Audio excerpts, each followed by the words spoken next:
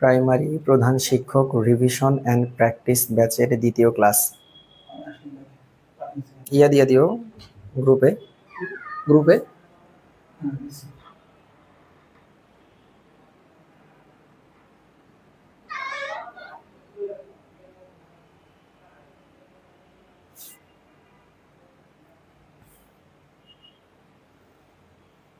নাম জানি না তোর আর জানি না ভুল, মন যায় রে চলে যায় প্রেম জানে।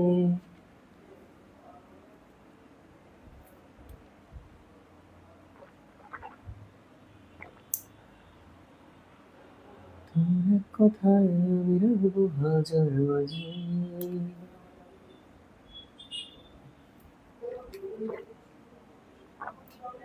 তোর ইশারায় আমি মরে যেতে রাজি।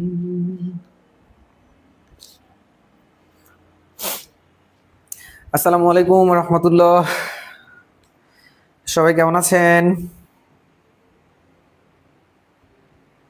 সবাই দ্রুত যুক্ত হয়ে যান। সবার আগে বলার আগেই রোকসি আপু আমাকে বলেছেন শেয়ার ডান, অসংখ্য ধন্যবাদ আপু।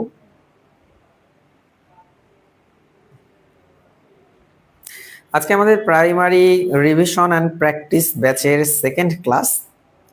আর আজকের আমাদের 100+ ভাই বোন অলরেডি যুক্ত হয়ে গিয়েছে আমাদের এই প্রাইমারির প্রধান শিক্ষকের রিভিশন অ্যান্ড প্র্যাকটিস ব্যাচে। আপনারা গতদিন ক্লাস করেছেন, হোপফুলি আপনাদের ভালো লেগেছে। এভাবেই আমরা প্র্যাকটিস করব। তো আজকে মনে হয় রুটিনটা আপলোড করে দেওয়া হবে আপনাদের পেইড গ্রুপে, যে কবে কবে কোন ক্লাসগুলো হবে, কখন কখন হবে। আমি আশাবাদী যে আপনারা এই ব্যাচটার থ্রুতে অনেক বেশি উপকৃত হবে। ওকে, তাহলে চলেন আমরা শুরু করি আর দেরি না করে।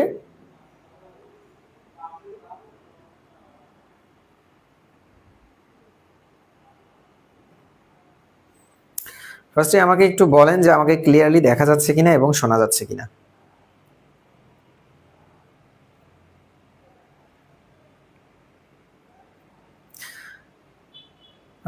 আহানাত তাসনিম ভাই সালাম দিয়েছেন, ওয়ালাইকুম আসসালাম। রক্সি আপু কেমন আছেন ভাইয়া? আলহামদুলিল্লাহ ভালো আছি। অনামিকা মোমো সালাম দিয়েছে, ওয়ালাইকুম আসসালাম মোমো, কি খবর? সবাই আমাকে একটু বলেন যে আমাকে ক্লিয়ারলি দেখা যাচ্ছে কিনা এবং শোনা যাচ্ছে কিনা। ফ্রি সাইজের 4th এডিশন কবে আসবে? আচ্ছা, ফ্রি সাইজের 4th এডিশন নভেম্বরের দিকে আসবে, অক্টোবরের শেষে বা নভেম্বরের ফার্স্টে। বিসিএস এর সার্কুলার হওয়ার সাথে সাথে ফ্রি সাইজের 4th এডিশন আসবে। ওকে, রোকসানা আক্তার রক্সি, আলম হোসাইন লাভ দিয়েছেন, থ্যাংক ইউ। তন্নি আপু লিখেছে সব ক্লিয়ার। ওকে, সব ক্লিয়ার হলে আমরা আজকের ক্লাস শুরু করব। আমরা গতদিন বাংলা ব্যাকরণের ক্লাস করেছিলাম, বাংলা ব্যাকরণের প্রথম ক্লাস করেছিলাম। আজকে আমরা বাংলাদেশ অ্যাফেয়ার্স এর প্রথম ক্লাস করব। ফ্যাক্ট হচ্ছে আমার ক্লাস দুইটা, আমার টপিক দুইটা। আমার হচ্ছে একটা বাংলা আর একটা হচ্ছে বাংলা মানে সাধারণ জ্ঞান বা জিকে অংশ। ওকে, আমার এই দুইটা পার্ট, আমার হচ্ছে এই দুইটা পার্ট। ওকে, তো এই দুইটা পার্টের গতদিন আমরা বাংলা ক্লাস নিয়েছি। গতকালকের দিনে ক্লাসটা অফ ছিল, কারণ গতকালকে আমরা সবাই মিলে এক জায়গায় একটু খেলতে গিয়েছিলাম, ওই জন্য আসলে গতদিন ক্লাস নেওয়া হয় নাই। আর আজকে হচ্ছে এর পরের পার্ট শুরু হবে। ওকে, চলেন আমরা আর কথা না বাড়িয়ে শুরু করি। প্রাচীন বাংলার ইতিহাস, বাংলাদেশ অ্যাফেয়ার্স এর একদম প্রথম যে অধ্যায়টা সেটা আর কি। তো প্রাচীন বাংলার ইতিহাস সম্পর্কে যদি আমরা জানতে চাই, তাহলে প্রথমেই আমাদের জানতে হবে বাঙালির নৃতাত্ত্বিক পরিচয়, অর্থাৎ আমাদের উদ্ভব কিভাবে হলো। তো আমরা খুব দ্রুত টেনে যাব, কারণ যেহেতু আমাদের রিভিশন এবং প্র্যাকটিস ব্যাচ, সবাই একটু মনোযোগ দেন। মাঝখানে আর কোনো কথা আমরা বলবো না। আর যারা নতুন দেখছেন আমাদেরকে, তাদেরকে বলবো যে আমাদের কিন্তু এটা প্রাইমারি প্রধান শিক্ষক রিভিশন অ্যান্ড প্র্যাকটিস ব্যাচের ক্লাস। আপনারা যারা এনরোল করতে চান, এটা ফি মাত্র 500 টাকা, 60টা ক্লাস। ক্লাসের পরে এই লেকচারগুলোর পিডিএফ, এরপরে হচ্ছে আমরা প্রাইমারির যে প্রধান শিক্ষকের বিগত সালে যত প্রশ্ন এসছে সেগুলো টপিক ভিত্তিক পিডিএফ আমি রেডি করছি, কিছুদিনের মধ্যে আমাদের পেইড ব্যাচে ইনশাল্লাহ দিয়ে দেবো। ওকে, ওকে, তাহলে চলেন যে বাঙালির নৃতাত্ত্বিক পরিচয়। বাঙালি জাতির উৎপত্তি হয়েছে অ প্লাস আ থেকে। আমরা সবাই জানি বাংলা জাতির উৎপত্তি অ প্লাস আ থেকে। আমাদের মাতৃভাষা বাংলা, অ আ দিয়ে শুরু হয়েছে, বাংলা জাতির উৎপত্তি অ প্লাস আ থেকে। এখন এই অ প্লাস আতে আসলে কি হয়? অতে হয় হচ্ছে অনার্য। অতে কি হয়? অতে হয় হচ্ছে অনার্য, আর এই আতে হয় হচ্ছে আর্য। আতে হয় হচ্ছে আর্য। এখন কথা হচ্ছে যে, তাহলে প্রথম কথা হচ্ছে বাঙালি জাতির উৎপত্তি হয়েছে অনার্য প্লাস আর্য থেকে। এখন আপনার মনে প্রশ্ন করতে পারে যে ভাই, অনার্য বলতে আসলে কাদেরকে বোঝানো হয়? অনার্য বলতে বোঝানো হয় কে? বাংলাদেশের যে স্থায়ী বাসিন্দা, এই স্থায়ী বাসিন্দাদেরকে বোঝানো হয়। স্থায়ী বাসিন্দাদেরকে বোঝানো হয়। স্থায়ী বাসিন্দা মানে হচ্ছে যারা অনেক আগে থেকে এই রিজিয়নটার মধ্যে অবস্থান করছে, তাদেরকে বলা হয় হচ্ছে অনার্য। আর আর্য কারা? আর্য বলতে বলা হয়, বোঝানো হয় হচ্ছে অস্থায়ী বাসিন্দা। আর্য বলতে বোঝানো হয় অস্থায়ী বাসিন্দা। অস্থায়ী বাসিন্দা অর্থাৎ যারা বিভিন্ন জায়গা থেকে, বিশেষ করে পূর্ব ইউরোপ, তারপর মধ্যপ্রাচ্য, এই জায়গাগুলো থেকে, আফগানিস্তানের খাইবার গিরিপথ ব্যবহার করে বাংলায় এসছে, তাদেরকে বলা হয় হচ্ছে আর্য জনগোষ্ঠী। আর এই আর্য জনগোষ্ঠী যারা ছিল, এদের হচ্ছে ধর্ম ছিল হচ্ছে সনাতন। এনারা ছিল হচ্ছে সনাতন ধর্মাবলম্বী এবং এদের ধর্মগ্রন্থের নাম কিন্তু ছিল বেদ। ওকে, আর এই যে অনার্য আছে, এই অনার্য আবার জাতিগোষ্ঠী কয়েকটা ভাগে বিভক্ত ছিল, অর্থাৎ কয়েকটা জাতিগোষ্ঠীর সমন্বয় হচ্ছে অনার্য জাতিগোষ্ঠী ছিল। এই জাতিগোষ্ঠীদের নাম আমরা খুব সহজভাবে এভাবে মনে রাখতে পারি যে নিগ্রোদের অনেক দাম বাবা। আমরা কি রাখতে পারি? নিগ্রোদের অনেক দাম, অনেক দাম, নিগ্রোদের অনেক দাম ভুট্টু। এভাবে আমরা মনে রাখতে পারি যে নিগ্রোদের অনেক দাম ভুট্টু। তাহলে নিগ্রোদের অনেক দাম ভুট্টুর দ্বারা আসলে আমরা কি বোঝাচ্ছি? এই যে নিগ্রো, নিতে বোঝাচ্ছি আমরা নেগ্রিটো। আমরা নেগ্রিটো, নেগ্রিটো। তার মানে আমাদের যে এই উপমহাদেশে সর্বপ্রাচীন জাতি কারা বা সর্বপ্রথম কারা ছিল? তারা ছিল নেগ্রিটো। এরপরে অতে হচ্ছে অস্ট্রিক। অতে হচ্ছে অস্ট্রিক, অস্ট্রিক। ওকে, তারপর দাম, দাতে হচ্ছে দ্রাবিড়, দ্রাবিড়। এই মতে হচ্ছে মঙ্গোলীয়, মঙ্গোলীয়। আর এই মঙ্গোলীয়দেরকে আবার ভুট্টু, ভতে হচ্ছে ভোট চিনীয় বলা হয়, ভোট চিনীয়। ওকে, তাহলে এই হচ্ছে আমাদের বাঙালি জাতিগোষ্ঠীর নৃতাত্ত্বিক পরিচয়, যে বাঙালি জাতিগোষ্ঠী তৈরি হয়েছে অনার্য প্লাস আর্য, অ প্লাস আ থেকে, অর্থাৎ অনার্য প্লাস আর্য থেকে। এখন কথা হচ্ছে যে এই যে অনার্য প্লাস আর্য জাতিগোষ্ঠী থেকে যে তৈরি হলো, ওই অনার্য এবং আর্য কারা? অনার্য হচ্ছে স্থায়ী বাসিন্দা যারা অনেক আগে থেকে এই রিজিয়নের মধ্যে বসবাস করে আসছে।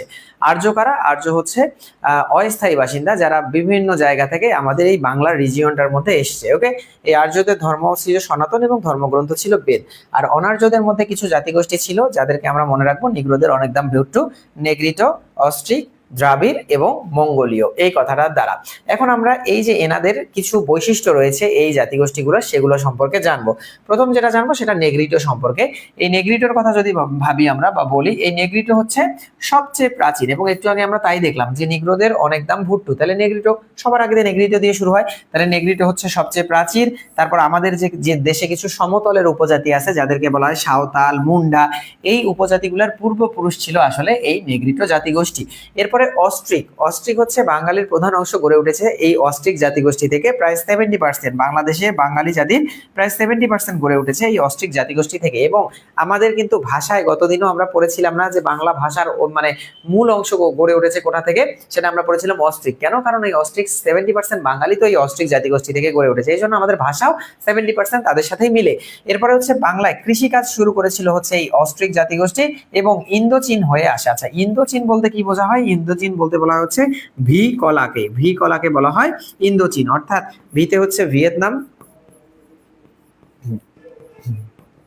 ভিয়েতনাম, কতে হচ্ছে কম্বোডিয়া, কম্বোডিয়া, এবং লাতে হচ্ছে লাওস, লাতে হচ্ছে লাওস।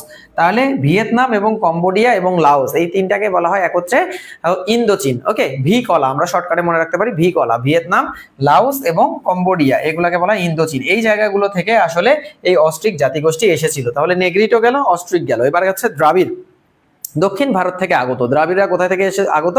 দক্ষিণ ভারত থেকে আগত।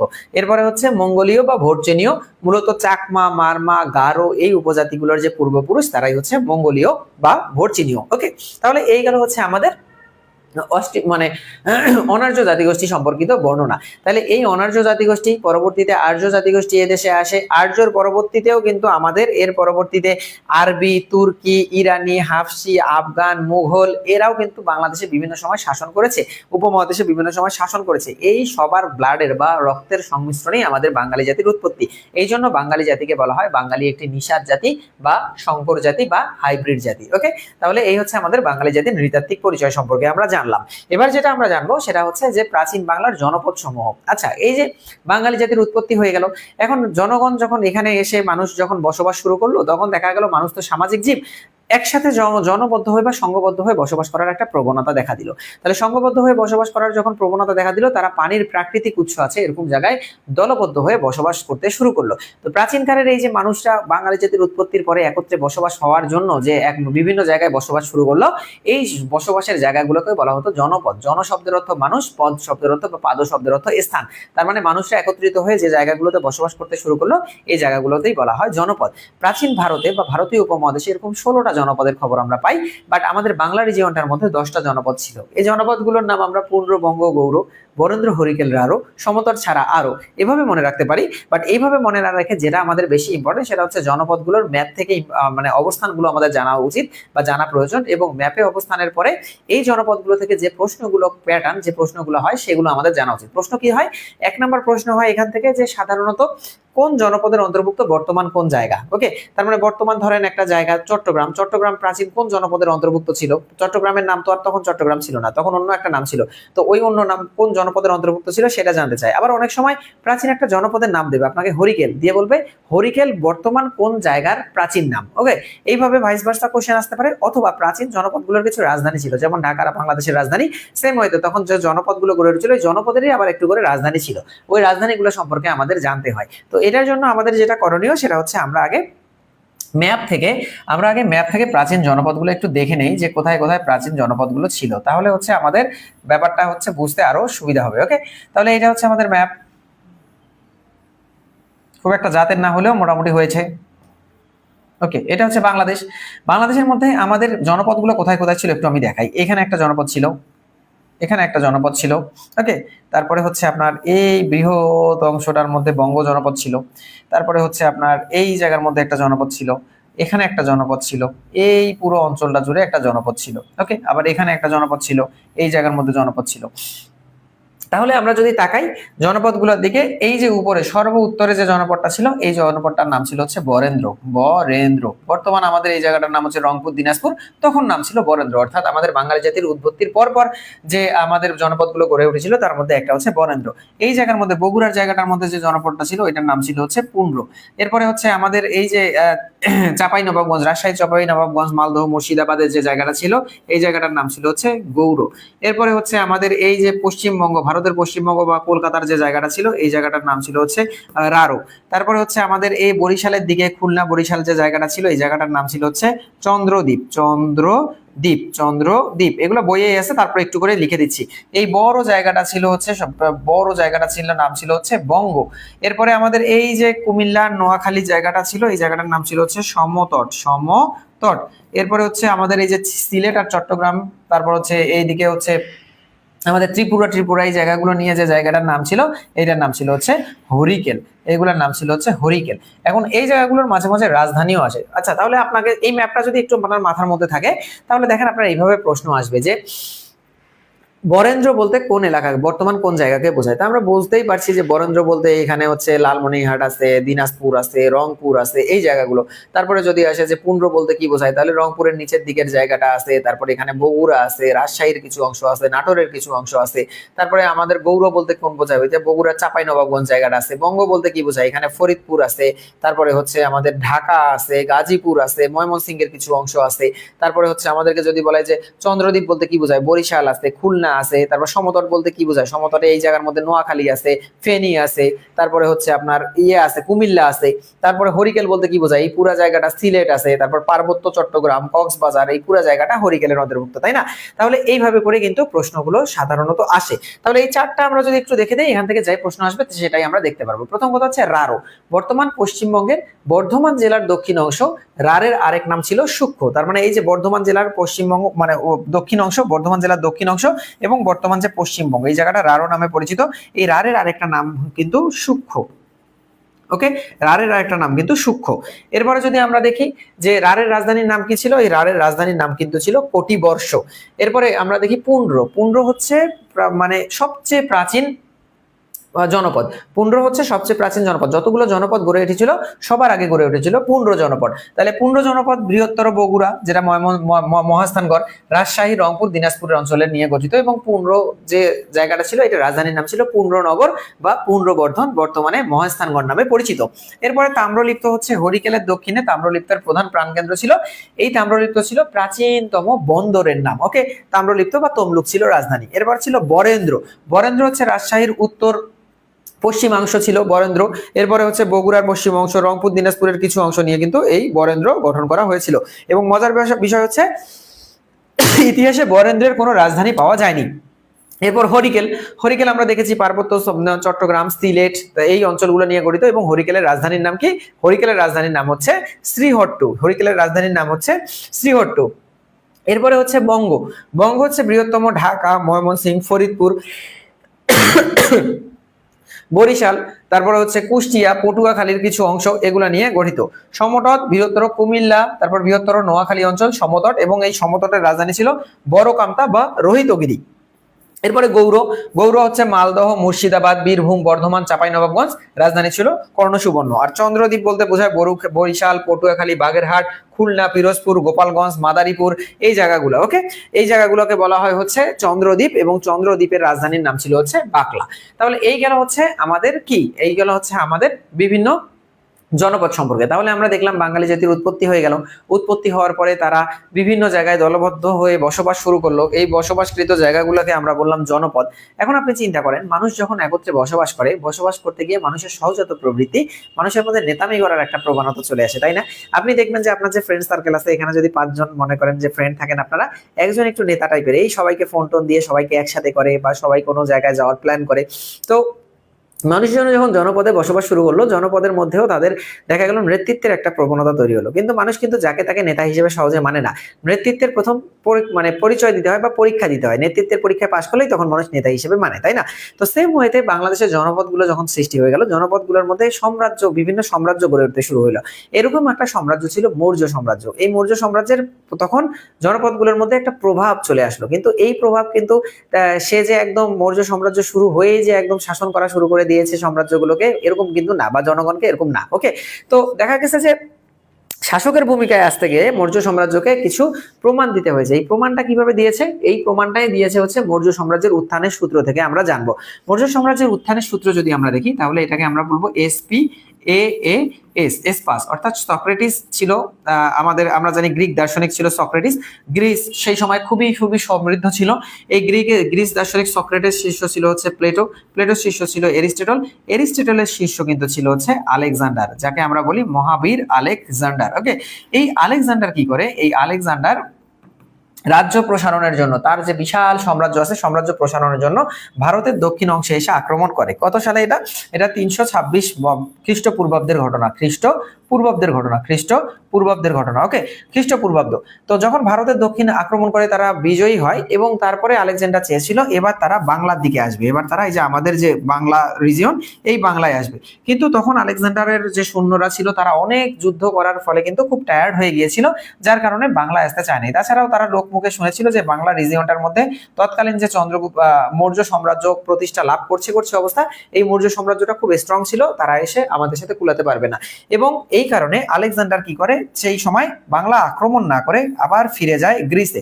ওকে, ফিরে গিয়ে তার কিছুকাল পরে তার মৃত্যু হয়। অনেকে বলে তার যাত্রাপথের মৃত্যু হয়, অনেকে বলে তার যাওয়ার পরে মৃত্যু হয়। আলেকজান্ডারের যখন মৃত্যু হয়ে যায়, তার যে শিষ্য, তার শিষ্যের নাম ছিল হচ্ছে সেলুকাস। এই এসতে হচ্ছে সেলুকাস, এই সেলুকাস গুরুর মান মর্যাদা রাখার জন্য 321 খ্রিস্টপূর্বাব্দে আবার ইয়াতে আসেন, বাংলায় আসেন, বাংলায় এসে বাংলা আক্রমণ করেন। এবং সেলুকাস যখন এই বাংলায় এসে বাংলা আক্রমণ করেন, সেলুকাস খুব বাজেভাবে মৌর্য সাম্রাজ্যের যে নেতা ছিল, তৎকালীন নেতা, যার নাম ছিল হচ্ছে চন্দ্রগুপ্ত মৌর্য, এই চন্দ্রগুপ্ত মৌর্যের নিকট পরাজিত হন। চন্দ্রগুপ্ত মৌর্যের নিকট পরাজিত হন, যার কারণে এই চন্দ্রগুপ্ত মৌর্য নিজের যে নেতৃত্ব, তার যোগ্যতার প্রমাণ দিয়ে মৌর্য সাম্রাজ্য এই উপমহাদেশে একদম এস্টাবলিশ করে ফেলেন। আর সেলুকাস যেহেতু পরাজিত হন, এই জন্য সেলুকাস এখান থেকে বাংলা থেকে চলে যান এবং সেলুকাসের সাথে একটা মৈত্র চুক্তি হয়। মৈত্র চুক্তির মাধ্যমে সেলুকাস মানে বাংলায় এই রাজনৈতিকভাবে প্রভাব বিস্তার না করলেও যেটা করতে চেষ্টা করে সেটা হচ্ছে বাংলায়, কুমিল্লা জেলার সবগুলো, হ্যাঁ ওকে। তাহলে যেটা বললাম আমি, যে বাংলায় যেটা কাজ করে সেটা হচ্ছে যে চন্দ্রগুপ্ত মৌর্য, সেলুকাস একজন তার প্রতিনিধি পাঠায়। প্রতিনিধি কেন পাঠায়? যে বাংলার সাথে একটা বাণিজ্যিক সম্পর্ক রাখার জন্য, যার নাম ছিল হচ্ছে মেগাস্থিনিস। এই মেগাস্থিনিস বাংলার তৎকালীন একদম A to Z পর্যালোচনা করে বাংলা নিয়ে, ইন্ডিয়া নিয়ে একটা নাম লেখেন, যে বইটার নাম হচ্ছে ইন্ডিকা। আমরা সবাই জানি বইটার নাম ছিল কি? এই বইটার নাম ছিল হচ্ছে ইন্ডিকা। একটা বই লেখেন যেটার নাম ছিল হচ্ছে ইন্ডিকা। ওকে, তাহলে মেগাস্থিনিস যে বইটা লেখেন তার নাম ছিল হচ্ছে ইন্ডিকা। তাহলে এই হচ্ছে আমাদের মৌর্য সাম্রাজ্য উত্থানের সূত্র। আলেকজান্ডার প্রথমে এসে বাংলা দখল করতে চেয়েছিলেন, কিন্তু দখল করতে পারেননি। তার যে শিষ্য ছিল সেলুকাস এসে বাংলায় তখন মাত্র মৌর্য সাম্রাজ্যের উত্থানের অবস্থা, এবং মৌর্য সাম্রাজ্যের যে রাজা ছিল চন্দ্রগুপ্ত মৌর্যের নিকট পরাজিত হওয়ার মাধ্যমে সেলুকাস বাংলা থেকে বিতাড়িত হন, বা গ্রিকদেরকে বিতাড়িত করেন চন্দ্রগুপ্ত মৌর্য, এবং বাংলায় সাম্রাজ্য ভিত্তিক প্রথম সাম্রাজ্যের প্রতিষ্ঠা হয়, যেটা হচ্ছে মৌর্য সাম্রাজ্য। তাহলে এখন আমরা কি করব? যে মৌর্য সাম্রাজ্য নিয়ে আলোচনা করব। এবং প্রাচীনকালে আসলে কারা কারা ছিল, ওই যে আমি লিখে রেখেছি, মৌর্য, গুপ্ত, স্বাধীন, পাল, সেনদের নিয়ে প্রাচীনকাল, অর্থাৎ মৌর্য সাম্রাজ্য ছিল, এরপরে এসছে গুপ্ত সাম্রাজ্য, এরপরে স্বাধীন পাল বংশ, তারপরে সেন বংশ, তারপরে কি প্রাচীনকাল শেষ এবং শুরু হয় মধ্যযুগ। তাহলে আমরা এতক্ষণ পর্যন্ত জানলাম হচ্ছে মৌর্য সাম্রাজ্য সম্পর্কে জানলাম। ওকে, তাহলে মেগাস্থিনিস যে বইটা লিখেছিল সেটার নাম ছিল ইন্ডিকা। এবার আসি আমরা যে মৌর্য সাম্রাজ্যের প্রত্যেকটা, যখন আমরা সাম্রাজ্য ভিত্তিক শাসন বা বংশানুক্রমিক শাসন করব, প্রত্যেকটা সাম্রাজ্য বা বংশ দেখা গেছে যে 100, 150, 200, 300, 400 বছর পর্যন্ত শাসন করেছে। এখন এই 400 বছরে যারা শাসন করেছে তাদের সবার সম্পর্কে তো জানা আমাদের সম্ভব না, তাই না? তবে যারা আলোচিত বা সমালোচিত, বিভিন্ন কারণে বিভিন্ন মহৎ কীর্তি করে গিয়েছেন, সেই সব রাজাদের সম্পর্কে, সম্রাটদের সম্পর্কে আমরা জানবো। তো চন্দ্রগুপ্ত মৌর্যের মানে যে মৌর্য সম্প্রদায় ছিল বা মৌর্য সাম্রাজ্য ছিল, সেখানকার যে বিখ্যাত সম্রাটরা ছিল তাদের সম্পর্কে এখন আমরা একটু টুকটাক ইনফরমেশন জানবো। সেটা হচ্ছে প্রথমে চন্দ্রগুপ্ত মৌর্য ছিল হচ্ছে প্রতিষ্ঠাতা মৌর্য সাম্রাজ্যের। ভারতের প্রথম সম্রাট ছিল উনি। গ্রিকদের বিতাড়িত করেন, ওই যে মেগাস্থিনিস সেলুকাসকে পরাজিত করলো, এই জন্য গ্রিকদের বিতাড়িত। ওনার প্রধানমন্ত্রী ছিল চাণক্য নামের এক ব্যক্তি, যার ছদ্মনাম ছিল কৌটিল্য। ইনি কিন্তু খুব বড় একজন অর্থনীতিবিদ ছিলেন, এবং তার লেখা একটা বিখ্যাত বই আছে যেটার নাম অর্থশাস্ত্র, সংস্কৃত ভাষায় লেখা। এরপরে আচ্ছা, এই যে মৌর্য বংশ যে আছে, এই মৌর্য বংশের যে রাজারা বা সম্রাটরা আছে, এদের নামগুলো খুব চমৎকার ভাবে আপনারা মনে রাখতে পারেন। এইভাবে করে মনে রাখতে পারেন যে চন্দ্রবিন্দু, অশোক, বৃহৎ। চন্দ্রবিন্দু, অশোক, বৃহৎ।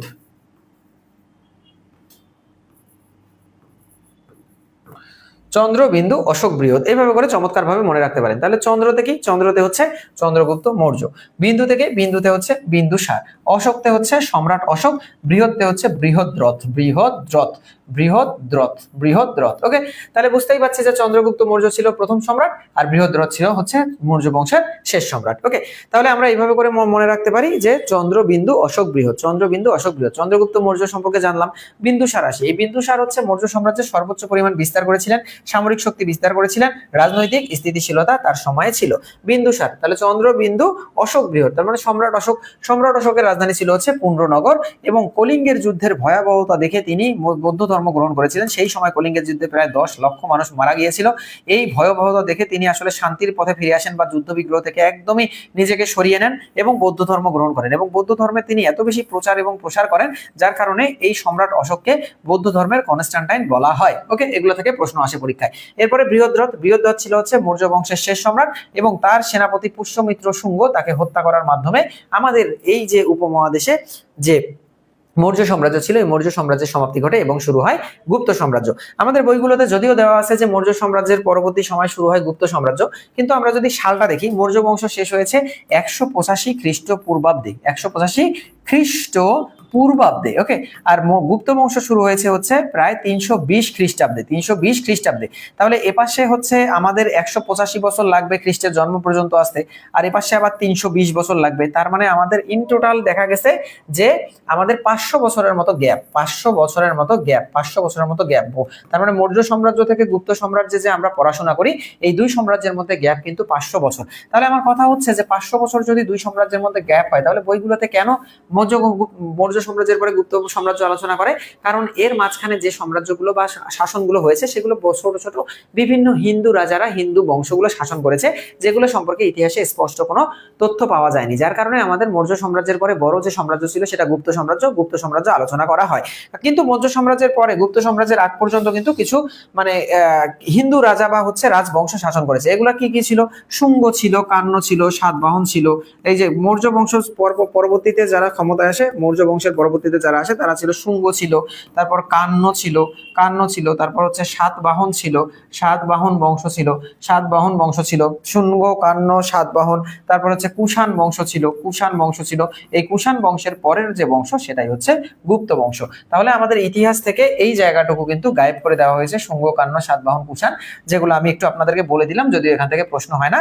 তবে 500 বছর গ্যাপে আসলে কি ঘটনা ঘটেছিল সেটা একটু বলে দেওয়ার চেষ্টা করলাম। ওকে, এরপরে আমরা যেটা দেখবো সেটা হচ্ছে গুপ্ত বংশ। গুপ্ত বংশ কি? গুপ্ত বংশ হচ্ছে আরেকটা বংশ যেটা খুব শক্তিশালী একটা বংশ ছিল। যেহেতু খ্রিস্ট পূর্বাব্দের বংশ না, এটা খ্রিস্টাব্দের বংশ, মানে খ্রিস্টের জন্মের পরবর্তী বংশ, এই জন্য এই গুপ্ত সাম্রাজ্যের রাজাদের সম্পর্কে মোটামুটি একটা ভালো বা ক্লিয়ার কনসেপ্ট পাওয়া যায়। আর সামগ্রিকভাবে কিন্তু মানে বাংলার তৎকালীন সময় গুপ্ত যুগকে স্বর্ণযুগ বলা হয়, কারণ সব দিক থেকে এস্টাবলিশ ছিল বাংলা তখন। ওকে, তাহলে আমরা যদি দেখি যে গুপ্ত বংশের প্রথম পুরুষ হচ্ছে শ্রীগুপ্ত, মানে গুপ্ত বংশের প্রতিষ্ঠাতা পুরুষ হচ্ছে শ্রীগুপ্ত নামের ব্যক্তি। তবে গুপ্ত বংশের সঠিক প্রতিষ্ঠাতা হিসেবে ধরা হয় কিন্তু প্রথম চন্দ্রগুপ্তকে। তাহলে যদি প্রশ্ন আসে যে গুপ্ত বংশের প্রতিষ্ঠাতাকে, আমরা দেখাবো শ্রীগুপ্ত। যদি প্রশ্ন আসে গুপ্ত বংশের সঠিক প্রতিষ্ঠাতাকে, তাহলে আমরা দেখাবো প্রথম চন্দ্রগুপ্ত। আর যদি মনে করেন যে এই শ্রীগুপ্ত অনুপস্থিত থাকে, তাহলে প্রতিষ্ঠাতা বললেই আমরা প্রথম চন্দ্রগুপ্তকে দেখাবো। আর প্রথম চন্দ্রগুপ্তের উপাধি ছিল হচ্ছে মহারাজ, এবং তিনি নারী ধর্মী রাজ্য সম্প্রসারণ করেন, অর্থাৎ নারীর অধিকার ধর্মী যে রাজ্যগুলো আছে সেটা তিনি সম্প্রসারণ করেন। এরপরে যেটা দেখবো সেটা হচ্ছে সমুদ্রগুপ্ত। এই সমুদ্র যেমন বিশাল, এবং এনার যে নাম পরিচয়, এই পরিচয়টা বিশাল, অর্থাৎ এই সমুদ্রগুপ্ত ছিল গুপ্ত বংশের শ্রেষ্ঠ রাজা। প্রাচীন ভারতের নেপোলিয়ন বলা হতো এই সমুদ্রগুপ্তকে, এবং মানে শিল্প এবং সংস্কৃতিতে তিনি অভূতপূর্ব অবদান রাখেন। এরপর আসি দ্বিতীয় চন্দ্রগুপ্ত। সবচেয়ে মহান শাসক ছিলেন গুপ্ত বংশের এই দ্বিতীয় চন্দ্রগুপ্ত। সাম্রাজ্যের সর্বোচ্চ পরিমাণ বিস্তার করেছিলেন, এবং এনার উপাধি ছিল বিক্রমাদিত্য। তাহলে যদি প্রশ্ন আসে যে বিক্রমাদিত্য উপাধি কার ছিল? দ্বিতীয় চন্দ্রগুপ্তের। যদি প্রশ্ন আসে প্রাচীন ভারতের নেপোলিয়ন কার উপাধি ছিল, তাহলে হচ্ছে সমুদ্রগুপ্তের। ওকে, এরপরে যদি আমরা দেখি যে গুপ্ত বংশের যে পতন, এই পতনের যদি আমরা কাহিনী দেখি, তাহলে এইভাবে করে আমরা দেখব যে ববিয়াপু লিখেছেন প্রথম চন্দ্রগুপ্তকে গুপ্ত বংশের প্রতিষ্ঠাতা সমুদ্রগুপ্ত শ্রেষ্ঠ রাজা। এক্স্যাক্টলি। এরপরে যদি আমরা দেখি গুপ্ত বংশের সর্বশেষ যে স্বাধীন রাজা ছিল তার নাম ছিল হচ্ছে বৃন্দাবন দাস। এই বৃন্দাবন দাসের শাসন আমলে গুপ্ত সাম্রাজ্য ভেঙে পড়ছিল এবং দুর্বল হয়ে যাচ্ছিল, এবং একই সাথে কিছু হিন্দু রাজাগণ কিন্তু এই গুপ্ত সাম্রাজ্য শাসন করতে থাকে। ওকে, তার মানে বৃন্দাবন দাসের থ্রুতে যে গুপ্ত বংশ শাসন একদম দুর্বল হয়ে যেতে থাকে, সেই শাসনটা মানে কি করে, তার পরবর্তীতে হিন্দু রাজাগণ শাসন করে। এরকম হিন্দু রাজাগণের মধ্যে হিন্দু একটা বংশ ছিল যেটার নাম ছিল হচ্ছে পুষ্যভূতি বংশ। পুষ্যভূতি বংশ, এই পুষ্যভূতি বংশটাও এই গুপ্ত বংশের সময় বাংলা বিভিন্ন ভাবে শাসন করে। এই পুষ্যভূতি বংশের একজন শ্রেষ্ঠ রাজা ছিল যার নাম ছিল হচ্ছে হর্ষবর্ধন। আপনারা নামটা শুনেছেন তাই না? হর্ষবর্ধন। এই হর্ষবর্ধন কিন্তু এই পুষ্যভূতি বংশের শ্রেষ্ঠ রাজা ছিলেন, এবং এই হর্ষবর্ধনের জীবনী নিয়ে কিন্তু মহাকবি বাণভট্ট হর্ষচরিত নামে একটা গ্রন্থ লিখেছিলেন। হর্ষচরিত লিখেছিলেন কে? বাণভট্ট লিখেছিলেন হচ্ছে হর্ষচরিত। ওকে, তাহলে এই ইনফরমেশন গুলো হোপফুলি আমাদের মনে থাকবে। তাহলে বৃন্দাবন গুপ্তের সময়ে গুপ্ত সাম্রাজ্যটা একদম দুর্বল হয়ে যায়। ওকে, আমাদের পেইড ব্যাচের ক্লাস হবে না আজ। জয়াপু, আমাদের পেইড ব্যাচের ক্লাসটা কালকে হবে। আমার বাংলা এবং জিকে ব্যাচের ক্লাসটা আমি কালকে নেব। ওকে, তাহলে বৃন্দাবন গুপ্ত যখন শাসন করতে থাকলেন, এই বৃন্দাবন গুপ্তের সময়ে একদমই দুর্বল হয়ে গেল গুপ্ত বংশের শাসনটা। এই জন্য একই সাথে কিছু হিন্দু রাজাগণও গুপ্ত বংশের বিভিন্ন জায়গায় শাসন করতে থাকে। এই হিন্দু রাজাগণের মধ্যে একটা বংশ ছিল যে বংশটার নাম ছিল হচ্ছে পুষ্যভূতি বংশ। এই পুষ্যভূতি বংশের একজন রাজা ছিল যার নাম ছিল হচ্ছে হর্ষবর্ধন। এই শ্রেষ্ঠ রাজা হর্ষবর্ধন সম্পর্কে হর্ষ চরিত্র রচনা করেছিলেন হচ্ছে বাণভট্ট। এখন এই বৃন্দাবন গুপ্ত এবং হিন্দু রাজাগণের সময়ে যেহেতু গুপ্ত বংশটা দুর্বল হয়ে পড়ে, যার কারণে এই গুপ্ত বংশে তৎকালীন একটা যাযাবর শ্রেণী ছিল যাদের নাম ছিল হুন। এই হুন নামক যাযাবর গোষ্ঠী গুপ্ত বংশে বা গুপ্ত সাম্রাজ্যে আক্রমণ করে। হুন নামক যাযাবর গোষ্ঠী যখন গুপ্ত বংশে আক্রমণ করলো, তখন এই যে গুপ্ত বংশটা ছিল, এই গুপ্ত বংশটা দুইটা ভাগে ভাগ হয়ে যায়। এই গুপ্ত বংশটা কি হয়, দুইটা ভাগে বিভক্ত হয়ে যায়। গুপ্ত বংশটা দুইটা ভাগে বিভক্ত হয়ে যায়। একটা অংশের নাম হয় হচ্ছে বঙ্গ, আরেকটা অংশের নাম হয় হচ্ছে বঙ্গ, আরেকটা অংশের যে নাম আছে এই আরেকটা অংশের নাম হয় হচ্ছে গৌড়, আরেকটা বংশের নাম জায়গার নাম হচ্ছে গৌড়। এই বঙ্গ যে জায়গাটা আছে, এই বঙ্গ জায়গাটা তিনজন রাজা, একজন হচ্ছে গোপচন্দ্র, একজন হচ্ছে ধর্মাদিত্য, আরেকজন হচ্ছে সমাচার দেব। এই তিনজন ব্যক্তি বঙ্গ রিজিয়নটা শাসন করতে থাকে একসাথে, এবং তিনজন একত্রে মহারাজাধিরাজ উপাধি গ্রহণ করে। মহারাজাধিরাজ উপাধি গ্রহণের মাধ্যমে বঙ্গ শাসন করতে থাকে। বাট আমাদের রিলেশন এই গৌড়ের সাথে। ওকে, গৌড় যে জায়গাটা আছে, এই গৌড় জায়গাটা কি হয়, গৌড় জায়গাটা ছোট বড় কয়েকটা ভাগে বিভক্ত হয়ে যায়। ওকে, গৌড় জায়গাটা আবার ছোট বড় কয়েকটা ভাগে বিভক্ত হয়ে যায়। ওকে, এই ছোট অংশগুলো যারা শাসন করতো তাদেরকে বলা হতো হচ্ছে সামন্ত। এই ছোট অংশগুলো শাসনের দায়িত্ব যারা পায় তাদেরকে বলা হতো সামন্ত। এই বড় অংশগুলো শাসনের যারা দায়িত্ব পায় তাদেরকে বলা হতো হচ্ছে মহাসামন্ত।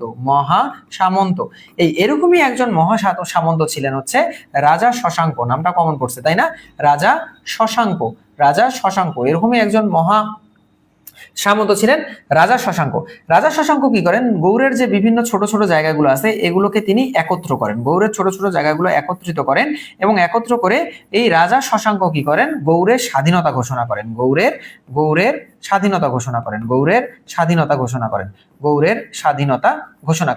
যেহেতু গৌড়ের স্বাধীনতা ঘোষণা করলেন, তার মানে তিনি প্রথম স্বাধীন সম্রাট হিসেবে বা স্বাধীন রাজা হিসেবে আত্মপ্রকাশ করলেন। এবং এই কারণেই কিন্তু এই যে স্যার কবে ক্লাস হবে, ভালো হতো ক্লাসের রুটিন পেয়ে যাবেন কবে কোন সাবজেক্টের ক্লাস হবে, তবে স্পেসিফিক ভাবে আমরা আমাদের মতো ক্লাস সাজিয়ে নিয়ে টপিকগুলো নিয়ে আলোচনা করবো, এই জন্য আগেই টপিকগুলো বলা সম্ভব হবে না। ওকে, তাহলে গৌড় যে জায়গাটা আছে এই গৌড়ের ছোট জায়গাগুলোকে রাজা শশাঙ্ক কি করেন, একত্রিত করে স্বাধীনতা ঘোষণা করেন। এই জন্য যদি প্রশ্ন আসে যে বাংলার প্রথম স্বাধীন রাজাকে, তাহলে উত্তর করতে হয় আমাদের রাজা শশাঙ্ক। ওকে, রাজা শশাঙ্ক কি ছিলেন, একজন মহাসামন্ত ছিলেন। তাহলে উনি যেহেতু স্বাধীনতা ঘোষণা করেছেন, এই জন্য রাজা শশাঙ্ককে বলা হয় প্রথম স্বাধীন রাজা বলা হয় রাজা শশাঙ্ককে। এখন এই রাজা শশাঙ্ক যতদিন পর্যন্ত গৌড় শাসন করছিলেন সবকিছু ঠিকঠাক ছিল। রাজা শশাঙ্কের শাসন আমলটা যদি আমরা দেখি, রাজা শশাঙ্ক মোটামুটি ভাবে শাসন করেছেন 594 থেকে। কার ফোন, ওখান থেকে ফোন দিচ্ছে? তা সেতু একটা ফোন দিয়ে আমাকে বললেই তো হইতো, তুমি আবার আসছো কষ্ট করে। দিছে, আনলা বই? ওজন তো হবেই। 48টা 50টা যে বই শুনছিলাম, বুঝছো ভালো করে? আচ্ছা, আমি শুনবো এখন।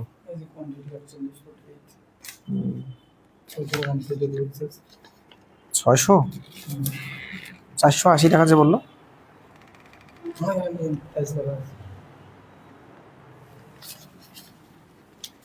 আচ্ছা, প্রথম স্বাধীন রাজা হচ্ছে রাজা শশাঙ্ক। রাজা শশাঙ্ক শাসন করেছে 606 থেকে 637 পর্যন্ত, 606 থেকে 637 খ্রিস্টাব্দ পর্যন্ত। রাজা শশাঙ্ক যখন মৃত্যুবরণ করলো তখন গৌড়ের অবস্থা খুব জঘন্য হয়ে গেল। অর্থাৎ একজন ভালো শাসক মৃত্যুবরণ করার পরে দেখা গেল যে এই যে আঙ্গুর আলী ভাইকে তুমি একটু অ্যাড করে দিও তো প্রধান শিক্ষকের ব্যাচে। এটা প্রধান শিক্ষকেরই ক্লাস হচ্ছে ভাইয়া, এটা পেইড ব্যাচের ক্লাসটা। আমাদের প্রথম 3-4টা ক্লাস ওপেন থাকে, সবাই যাতে দেখে বুঝতে পারে যে ক্লাসগুলো কিভাবে হয়। ওকে, রাজা শশাঙ্কের পরে যে সময়টা আসে এই সময়টা হচ্ছে সপ্তম অষ্টম শতক। দেখতেই পাচ্ছেন যে 637 এর পরবর্তী সময়, তার মানে সপ্তম অষ্টম শতক। এই সময়টাতে রাজা শশাঙ্কের মৃত্যুর পরবর্তী সময়টাতে এই গৌড় রাজ্যের মধ্যে একটা অরাজকতাপূর্ণ পরিস্থিতির সৃষ্টি হয়। আর এই অরাজকতা পরিস্থিতিটাই বাংলার ইতিহাসে মাৎস্যর ন্যায় নামে পরিচিত। মাৎস্যর ন্যায় নামে পরিচিত। ওকে, মাৎস্যর ন্যায় নামে পরিচিত। তার মানে মাৎস্যর ন্যায়ের সময়টা কখন? সপ্তম থেকে অষ্টম শতক। মাৎস্যর ন্যায় মানে কি? মাৎস্যর ন্যায় মানে অরাজকতাপূর্ণ পরিস্থিতি। কার পরবর্তী সময়? এই মাৎস্যর ন্যায় হচ্ছে রাজা শশাঙ্কের পরবর্তী সময়। এই রাজা মাৎস্যর ন্যায়ের প্রেক্ষাপটে যে ইয়াটা শুরু হয়, হ্যাঁ যাও, মাৎস্যর ন্যায়ের প্রেক্ষাপটে আমাদের যে শাসন আমলটা শুরু হয়, এই মাৎস্যর ন্যায় প্রেক্ষাপটে গোপাল নামক এক ব্যক্তি এসে বাংলার ভাল ধরে এবং বাংলায় শুরু হয় প্রথম বংশানুক্রমিক শাসন, পাল বংশ। পাল বংশ, পাল বংশের শাসন, পাল বংশের শাসন। ওকে, তাহলে এই হচ্ছে আমাদের মানে ঘটনা। তবে আমি আরেকটু ঘটনাটাকে রিকল করি আপনাদের সামনে। সেটা হচ্ছে যে বৃন্দাবন গুপ্ত বা হিন্দু রাজাগণের সময় গুপ্ত বংশ খুব দুর্বল হয়ে পড়ে, যার কারণে গুপ্ত বংশ হুন নামক যাযাবর গোষ্ঠী আক্রমণ করে। হুন নামক যাযাবর গোষ্ঠীর আক্রমণের ফলে গুপ্ত সাম্রাজ্যটা দুইটা ভাগে বিভক্ত হয়, একটা হচ্ছে বঙ্গ, একটা হচ্ছে গৌড়। এই বঙ্গ রিজিয়নটা গোপচন্দ্র, ধর্মাদিত্য, সমাচার দেব নামক তিনজন রাজা মহারাজা ধীরাজ উপাধি গ্রহণ করে শাসন করতে থাকে। আর আমাদের যে গৌড় রিজিয়নটা আছে, এই গৌড় রিজিয়নটা ছোট বড় বিভিন্ন ভাগে বিভক্ত হয়ে যায়। ছোট অংশগুলো যারা শাসন করতো তাদেরকে বলা হতো সামন্ত, বড় অংশগুলো যারা শাসন করতো তাদেরকে বলা হতো মহাসামন্ত। এরকমই একজন মহাসামন্ত ছিলেন রাজা শশাঙ্ক। রাজা শশাঙ্ক গৌড়ের ছোট বড় অঞ্চলগুলোকে একত্রিত করে এবং একত্রিত করে গৌড়ের স্বাধীনতা ঘোষণা করে। এই কারণে রাজা শশাঙ্ককে প্রথম স্বাধীন রাজা বলা হয়। রাজা শশাঙ্ক শাসন করেছে 606 থেকে 637 খ্রিস্টাব্দ পর্যন্ত। তার মৃত্যুর পরে সপ্তম থেকে অষ্টম শতকে এই গৌড়ের অবস্থাটা খুব খারাপ অবস্থা হয়ে যায় শাসকের অভাবে, যার কারণে ওই সময়টাকে বলা হয় অরাজকতাপূর্ণ পরিস্থিতি বা মাৎস্যর ন্যায়। মাৎস্যর ন্যায়ের প্রেক্ষাপটে গোপাল নামক ব্যক্তি এসে বাংলার হাল ধরে এবং শুরু হয় বংশানুক্রমিক শাসন, পাল বংশের শাসন। ওকে, এখান থেকে শুরু হয় পাল বংশের শাসন। এখন আমরা পাল বংশ সম্পর্কে একটু আলোচনা করব। পাল বংশ সম্পর্কে আলোচনা করতে গেলে আমরা যদি দেখি বেসিক কথাগুলো, পাল বংশের শাসন ছিল 750 থেকে 1162 এবং প্রায় এই শাসনটা হচ্ছে 400 বছর। অর্থাৎ বংশানুক্রমিক বছরের মধ্যে বা শাসনের মধ্যে সবচেয়ে বেশি সময় শাসন করেছে এই পাল বংশের শাসকরা। এই পাল বংশের শাসন ছিল 400 বছরের শাসন এবং এই পাল বংশের যে রাজারা ছিলেন এরা সবাই ছিলেন হচ্ছে বৌদ্ধ ধর্মাবলম্বী। বৌদ্ধ ধর্মাবলম্বী, বৌদ্ধ ধর্মাবলম্বী। ওকে, এখন কথা হচ্ছে যে এই পাল বংশের শাসন যে 400 বছর ছিল, 400 বছরে যতগুলো রাজা শাসন করেছে সবাইকে আমরা নাম জানবো না। ওই যে গত ইয়ার মতোই যত বংশানুক্রমিক শাসন বা যত সাম্রাজ্য ভিত্তিক শাসন হোক, আমরা গুটি কয়েক নেতার বা গুটি কয়েক রাজার নাম জানবো, কেননা তারা খুব ইম্পর্টেন্ট কিছু আমাদের এই জায়গার সমাজের জন্য করে গিয়েছেন। তো আমরা এটা কিভাবে মনে রাখবো, কয়জনের নাম মনে রাখবো? পাল বংশের নামগুলো মনে রাখার জন্য জাস্ট আপনারা একটা কথা মনে রাখবেন, গোধ, মহি, গোধ, মহি, রাম। এই কথাটা মনে রাখলে আমাদের পাল বংশের যে গুরুত্বপূর্ণ রাজারা আছে বা গুরুত্বপূর্ণ সম্রাটরা আছে তাদের সম্পর্কে আমাদের জানা শেষ। ওকে, এই গোতে হচ্ছে গোপাল, গোতে কি? গোতে হচ্ছে গোপাল। ধতে হচ্ছে ধর্মপাল, ধতে হচ্ছে ধর্মপাল। গোপাল, ধর্মপাল। মহিতে হচ্ছে মহিপাল, মহিপাল। এখন এই মহিপাল দুইজন ছিলেন, একজন ছিলেন হচ্ছে প্রথম মহিপাল আর একজন ছিলেন হচ্ছে দ্বিতীয় মহিপাল। ওকে, এরপরে হচ্ছে রাতে হচ্ছে রামপাল, রাতে হচ্ছে রামপাল। আর এই মতে হচ্ছে মদন পাল, মতে হচ্ছে মদন পাল, মদন পাল। ওকে, তাহলে আমরা স্পষ্টভাবেই বুঝতে পারছি যে গোধ, মহি, রাম একটা কথা মনে রাখলেই আমাদের পাল বংশের রাজাদের সম্পর্কে জানা শেষ। তাহলে গোতে গোপাল যেহেতু, তার মানে বোঝাই যাচ্ছে এই সিকোয়েন্স থেকে গোপাল ছিল হচ্ছে পাল বংশের প্রথম রাজা। আর যেহেতু এখানে মদন, মদন নামটা শুনেই বোঝা যাচ্ছে একটা মদনা ছিল, অর্থাৎ এই মদন ছিল, মদন পাল ছিল পাল বংশের একদম শেষ রাজা, তাই না? তাহলে এখন আমরা এনাদের সম্পর্কে একটু ডিটেল জেনে নেব যে কার আসলে কি কীর্তি ছিল। সেটা আমরা যদি দেখতে চাই তাহলে এই যে এখানে হচ্ছে গোপাল। গোপাল ছিল পাল বংশের প্রতিষ্ঠাতা। মাৎস্যর ন্যায়ের প্রেক্ষাপটে এই গোপালের উদ্ভব হয়েছিল। প্রথম মহিপাল, এই সময়টা পাল বংশের পুনরুদ্ধারের সময় ছিল বা হচ্ছে উন্নতির যুগ ছিল। আর দ্বিতীয় মহিপাল যে ছিল, এই দ্বিতীয় মহিপালের সময় হচ্ছে পাল বংশের কি ছিল? পাল বংশের হচ্ছে পতনের যুগ ছিল। এই প্রথম মহিপালের সময় পাল বংশের উন্নতির যুগ ছিল, দ্বিতীয় মহিপালের সময় পাল বংশের পতনের যুগ ছিল এবং তার সময় কৈবর্ত বিদ্রোহ হয়েছিল। অর্থাৎ দ্বিতীয় মহিপাল খুবই মানে উড়নচণ্ডী স্বভাবের ছিল, নিজের শখ পূরণের জন্য অনেক টাকা পয়সা খরচ করতে জন্য দেখা যেত যে উনি প্রজাদের কাছ থেকে অনেক বেশি করটর নিত। ওকে, এই জন্য এই প্রজা শ্রেণী যারা রয়েছে, বিশেষ করে কৃষক, শ্রমিক এবং জেলে সম্প্রদায়, তার বিরুদ্ধে একটা বিদ্রোহ করেছিল, যে বিদ্রোহটার নাম কৈবর্ত বিদ্রোহ নামে পরিচিত। তাহলে প্রশ্ন আসে, কৈবর্ত বিদ্রোহ কার সময় হয়েছিল? আমরা প্রশ্নের উত্তর দেব দ্বিতীয় মহিপালের সময় হয়েছিল। এরপরে ধর্মপাল ছিল হচ্ছে গোপালের পুত্র। এই গোপালের পুত্র ধর্মপাল হচ্ছে শ্রেষ্ঠ সম্রাট ছিল, মানে শ্রেষ্ঠ রাজা ছিল এবং সাম্রাজ্যের সর্বোচ্চ সম্প্রসারণ করেছিল এই ধর্মপাল।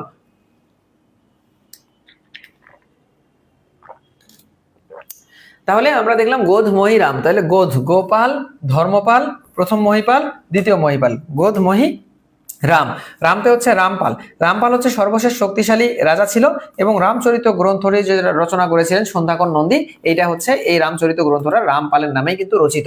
এরপরে মদন পাল শেষ শাসক ছিলেন এবং বিজয় সেনের নিকট পরাজিত হওয়ার মাধ্যমে আমাদের পাল বংশের শেষ হয় এবং বাংলায় যে বংশটা শুরু হয় সেটা হচ্ছে সেন বংশ। তাহলে এখন আমরা আলোচনা করব সেন বংশ, যেটা 1070 থেকে 1270, প্রায় 200 বছর শাসন করেছে পাল বংশের পরবর্তী সময়ে। এবং এই সেন বংশের যত রাজারা ছিল তারা ছিল হিন্দু ধর্মাবলম্বী, হিন্দু ধর্মাবলম্বী। ওকে, এবং এই যে পাল বংশ যে আসতে, এই পাল বংশের কিন্তু গৌড়কেন্দ্রিক হচ্ছে রাজধানী ছিল, আর যে সেন বংশ আসতে আমাদের এই সেন বংশের রাজধানী কিন্তু ছিল পাল বংশের রাজধানী কিন্তু ছিল আমাদের পুণ্যনগর কেন্দ্রিক, আর এই যে সেন বংশের রাজধানী ছিল হচ্ছে গৌড়কেন্দ্রিক। ওকে, তাহলে সেন বংশ যে আছে, সেন বংশ সেম, আমরা কিছু রাজাদের সম্পর্কে জানবো। কিভাবে রাজাদের সম্পর্কে জানবো? জাস্ট আমরা এখানে মনে রাখবো যে সাহেবী বল। সেন বংশের গুরুত্বপূর্ণ রাজাদের নাম আমরা এইভাবে মনে রাখবো যে সাহেবী বল। এই একটা কথা মনে রাখলে সেন বংশের রাজাদের সম্পর্কে জানা শেষ। আচ্ছা, সাহেবী বল দ্বারা আমরা কি বোঝালাম? এই সাথে হচ্ছে সামন্ত সেন,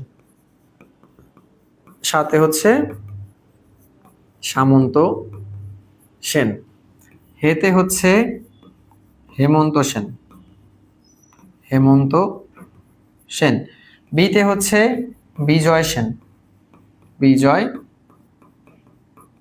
সেন, বতে হচ্ছে বল্লাল সেন, বল্লাল সেন। ওকে, আর এই লতে হচ্ছে লক্ষণ সেন, লক্ষণ সেন। তার মানে এই সিকোয়েন্স দ্বারা আমরা বুঝতেই পারছি যে সেন বংশের প্রথম পুরুষ বা প্রতিষ্ঠাতা পুরুষ ছিল সামন্ত সেন, আর ওই যে সেন বংশের শেষ ছিল হচ্ছে লক্ষণ সেন। তাহলে সাহেবী বল, এই একটা কথা মনে রাখলে আমরা সেন বংশের গুরুত্বপূর্ণ সকল রাজাদের নাম মুখস্থ হয়ে যাবে। সামন্ত সেন, হেমন্ত সেন, বিজয় সেন, বল্লাল সেন, লক্ষণ সেন। এখন আমাদের যেটা দায়িত্ব সেটা হচ্ছে এই সাহেবী বলের যে রাজারা আছে তাদের সম্পর্কে একটু জানা, কারণ এগুলা থেকে প্রশ্ন হয়। প্রথম ছিল সামন্ত সেন, সেন বংশের প্রথম রাজা, রাজ্যের প্রতিষ্ঠাতার প্রথম রাজা হলেও রাজ্য প্রতিষ্ঠায় ব্যর্থ হয়েছিলেন। এই জন্য সামন্ত সেনের যে পুত্র আছে হেমন্ত সেন, এই হেমন্ত সেনকে সেন বংশের প্রকৃত প্রতিষ্ঠাতা বলা হয়। তাহলে যদি প্রশ্ন আসে যে সেন বংশের প্রথম রাজাকে, তাহলে প্রশ্ন করতে আমাদের বলতে হবে যে সামন্ত সেন। কিন্তু যদি বলা হয় প্রকৃত প্রতিষ্ঠাতাকে, তাহলে আমাদের বলতে হবে হেমন্ত সেন। হেমন্ত সেনের পরে আসে হচ্ছে বিজয় সেন, কারণ সাহেবী বল, এই যে বিতে হচ্ছে বিজয় সেন। এই বিজয় সেনের ব্যাপারটা হচ্ছে বিজয়, বিজয় থেকেই আমরা মনে রাখবো বিজয়, বিজয় মানে হচ্ছে শ্রেষ্ঠ। এই সেন বংশের শ্রেষ্ঠ রাজা হচ্ছে এই বিজয় সেন। সাম্রাজ্যের সম্প্রসারণ করেন এবং রাজধানী ছিল বিক্রমপুর এবং বিজয়পুর। এটাকে আপনারা বিবিবি দ্বারাও মনে রাখতে পারেন, ট্রিপল বি, অর্থাৎ বিডি বাজেট বিউটি, আপুদের একটা মেকআপ প্রোডাক্টের ইয়ার নাম, তাই না, ব্র্যান্ডের নাম। এভাবে মনে না রাখে আমরা রাখবো হচ্ছে বিজয় সেনের রাজধানী বিজয়পুর এবং বিক্রয়পুর, এই জন্য বিবিবি এভাবে মনে রাখতে পারি। তাহলে কি হলো? সাহেবী বল। এবার বতে হচ্ছে বল্লাল সেন। কৌলিন্য প্রথা যে আছে, এই কৌলিন্য প্রথা হচ্ছে বল্লাল সেন কিন্তু প্রবর্তন করেন। এখন কথা হচ্ছে যে ভাই কৌলিন্য প্রথা কি? কৌলিন্য প্রথা হচ্ছে মেয়েদেরকে নিজের বংশে বিয়ে দেওয়ার নিয়ম। অর্থাৎ ধরেন যে কোনো হচ্ছে মানে সম্পত্তিকে নিজের আন্ডারে রাখার জন্য আর কি, সম্পত্তিকে নিজেদের বংশেই রাখার জন্য নিজের বংশে বিয়ে করার যে প্রচলনটা বা নিয়মটা, এই নিয়মটা হচ্ছে কৌলিন্য প্রথা, এবং এটা চালু করে রেখেছেন কে? বল্লাল সেন। ঢাকায় ঢাকেশ্বরী মন্দির নির্মাণ করেছেন। দান সাগর, উদ্ভিদ সাগর নামে দুইটা বই তিনি রচনা শুরু করেছিলেন, যদিও শেষ করতে পারে নাই। তার পুত্র লক্ষণ সেন পরবর্তীতে শেষ করেছিলেন। আর সর্বশেষ হচ্ছে লক্ষণ সেন। লক্ষণ সেন কি সর্বশেষ রাজা ছিল 1204 সালে। আমরা জানি তুর্কি বীর, 1204 সাল সময়টা দেখেই বুঝতে পারছি, তখন হচ্ছে ইসলামী জয় জয়কার সারা বিশ্বে, অর্থাৎ আমাদের তখন বিশ্বে ইসলামী বিভিন্ন সাম্রাজ্য বিস্তার হচ্ছিল। এরকমই একটা সাম্রাজ্য ছিল উমাইয়া সাম্রাজ্য। এই উমাইয়া সাম্রাজ্যের একজন গভর্নর ছিলেন হচ্ছে বখতিয়ার খলজি, যাকে দায়িত্ব দেওয়া হয়েছিল যাও বাংলা রিজিয়নটায় ইসলামের প্রচার শুরু করো। এই জন্য বাংলা রিজিয়নে এসেছিল উনি, এবং ঘোড়া বিক্রেতার ছদ্মবেশে এসে লক্ষণ সেনের দরবারে ঢুকে লক্ষণ সেনকে অতর্কিত আক্রমণ করার ফলে লক্ষণ সেনকে কিন্তু তিনি পরাজিত করেন, এবং বাংলা থেকে কিন্তু প্রাচীন যুগের শেষ হয় এবং বাংলায় শুরু হয় মুসলিম যুগের সূচনা। বাংলায় শুরু হয় হচ্ছে বাংলায় মধ্যযুগ বা মুসলিম যুগ। ওকে, এখন লক্ষণ সেন হচ্ছে সর্বশেষ স্বাধীন রাজা ছিলেন ইনি। কিন্তু লক্ষণ সেনের পরবর্তী লক্ষণ সেন যখন পালিয়ে যান, তিনি এই নদিয়ায় গিয়ে আশ্রয় গ্রহণ করেন, এবং তার দুইজন পুত্র ছিল। লক্ষণ সেনের দুইজন পুত্র ছিল, একজনের নাম ছিল হচ্ছে কেশব সেন, আর আরেকজনের নাম জানি কি ছিল, বিশ্বরূপ সেন মনে হয় ছিল, বিশ্বরূপ সেন। এই বিশ্বরূপ সেন, এই কেশব সেন হচ্ছে লক্ষণ সেন মারা যাওয়ার পরেও 47 বছর পর্যন্ত মানে স্বাধীনভাবে না শাসন করলেও এই সেন বংশটাকে টেনেছিলেন। এই জন্য যদি বলা হয় যে বাংলার সর্বশেষ স্বাধীন রাজাকে, তাহলে হচ্ছে লক্ষণ সেন হবে উত্তর। আর যদি বলা হয় যে মানে সেন বংশের সর্বশেষ পুরুষকে, তাহলে আমরা দাগাবো হচ্ছে কেশব সেন, কারণ উনি 47 বছর পর্যন্ত টেনেছিল। এবং এই লক্ষণ সেনকে পরাজিত করার মাধ্যমে ইখতিয়ার উদ্দিন মোহাম্মদ বিন বখতিয়ার খলজি বাংলায় বাংলা দখল করে বাংলা শাসনভার নেন এবং বাংলায় শুরু হয় মুসলিম শাসন। তাহলে এই হচ্ছে আমাদের আজকের ক্লাসের একদম প্রাচীন বাংলার ইতিহাস A to Z। তাহলে আমি যদি একদম ক্লাসটাকে একবার ওভারভিউ করি, এবার আমরা প্র্যাকটিসে যাব। যদি আমরা ওভারভিউ করি তাহলে হচ্ছে একদম শুরুতে চিন্তা করেন আপনি বাঙালি জাতির উৎপত্তি সম্পর্কে আমরা জানলাম, অর্থাৎ অ প্লাস আ থেকে বাঙালি জাতির উৎপত্তি হলো, বা অনার্য আর আর্য থেকে উৎপত্তি যখন হয়ে গেল তারা বিভিন্ন স্থানে বসবাস শুরু করলো এবং সেখান থেকে আমরা জনপদের আইডিয়া পেলাম, জনপদ পড়লাম। জনপদে বসবাস করতে গিয়ে আমরা দেখলাম নেতৃত্বের প্রবণতা তৈরি হলো এবং সেখান থেকে আমরা সাম্রাজ্য ভিত্তিক শাসনগুলো পড়লাম, মৌর্য সাম্রাজ্য, গুপ্ত সাম্রাজ্য। গুপ্ত সাম্রাজ্য হুন নামক যাযাবর জাতি যখন আক্রমণ করলো তখন দুইটা ভাগ হয়ে গেল, একটা বঙ্গ, একটা হচ্ছে গৌড়। গৌড় রিজিয়নটার যারা বড় বড় জায়গা শাসন করতো তাদেরকে বলা হতো মহাসামন্ত। এরকম একজন মহাসামন্ত ছিলেন রাজা শশাঙ্ক। রাজা শশাঙ্ক গৌড়ের ছোট বড় জায়গাগুলোকে একত্রিত করে স্বাধীনতা ঘোষণা করেছিলেন জন্য রাজা শশাঙ্ক ছিলেন প্রথম স্বাধীন রাজা। রাজা শশাঙ্ক পরবর্তী সময়ে অরাজকতাপূর্ণ একটা পরিস্থিতি শুরু হয়েছিল 7ম থেকে 8ম শতকে, যে সময়টাকে আমরা বলেছিলাম হচ্ছে মাৎসন্যায়। মাৎসন্যায়ের প্রেক্ষাপটে পাল বংশ মানে গোপাল নামক এক ব্যক্তি এসে বাংলার হাল ধরে এবং বাংলায় শুরু হয় বংশানুক্রমিক প্রথম শাসন, পাল বংশের শাসন, যারা 400 বছর শাসন করেছিল। পাল বংশের আমরা শাসকদের নাম মনে রেখেছিলাম গোধ, মহি, রাম, এইভাবে করে। এরপরে পাল বংশের প্রথম রাজা ছিল হচ্ছে গোপাল, শেষ রাজা ছিল মদন পাল। মদন পালের পরবর্তীতে বাংলায় যে বংশটা শুরু হয় সেটা ছিল সেন বংশ, প্রায় 200 বছর শাসন করেছিল এবং যারা হিন্দু ধর্মাবলম্বী। এই সেন বংশের রাজাদের নাম আমরা মনে রেখেছিলাম শাহী বিবর, অর্থাৎ সামন্ত সেনের দ্বারা শুরু হয়েছিল এবং বিজয় লক্ষণ সেনের দ্বারা ল দেয় হচ্ছে লক্ষণ সেনের দ্বারা শেষ হয়েছিল এবং লক্ষণ সেনের দ্বারা শেষ হওয়ার পরবর্তীতে যে শাসনটা শুরু হয় বাংলায় সেটা হচ্ছে উপমহাদেশে মুসলিম শাসন। এতটুকু পর্যন্ত সবাই ক্লিয়ারলি বুঝতে পেরেছেন কিনা একটু আমাকে কমেন্ট করে জানান এবং কেমন লাগলো সবাই একটু জানান। এবার আমরা প্র্যাকটিসে যাব।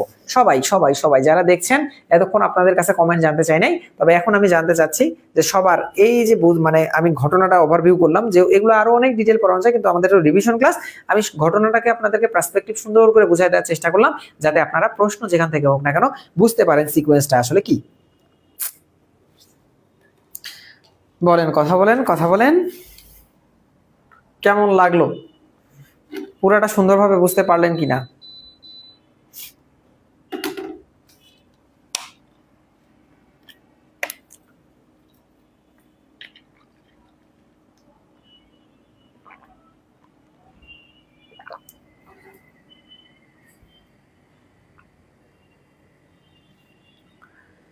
সারিয়া ইসলাম সমা লিখেছেন ক্লিয়ার, জাকিয়া খাতুন লিখেছেন অসাধারণ।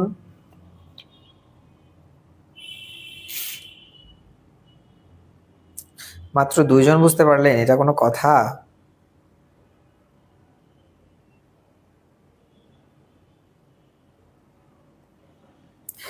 ওকে, আলহামদুলিল্লাহ ক্লিয়ার, অনেক সুন্দর স্যার, নাইস, ক্লিয়ার স্যার, আলহামদুলিল্লাহ অনেক ভালো ক্লাস, আলহামদুলিল্লাহ যথেষ্ট ভালো, আলহামদুলিল্লাহ ক্লিয়ার।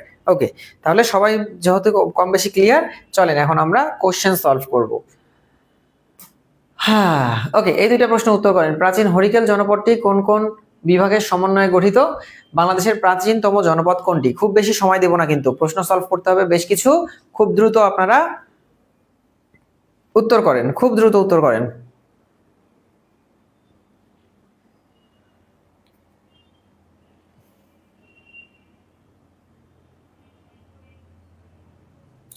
আলহামদুলিল্লাহ আপনার ক্লাসগুলো সবসময় বেস্ট হয়, থ্যাংক ইউ রেজা ভাই। চলেন আমরা উত্তর করেন।